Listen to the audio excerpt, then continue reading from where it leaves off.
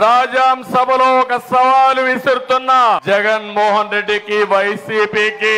జగన్మోహన్ రెడ్డి, నీకొచ్చేది కూలీ జనం, మాకొచ్చేది స్వచ్ఛందంగా వస్తున్నారు.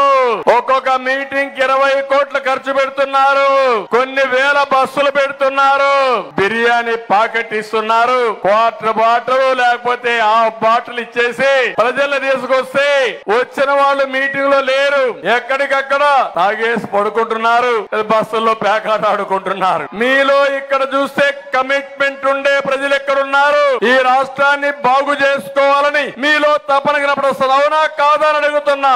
నేను ఒకే విషయం చెప్తున్నా, జగన్ కూడా లేదు, జగన్ రెడ్డి పేరు మార్చుకుందాం ఈ రాజ్యం నుంచి.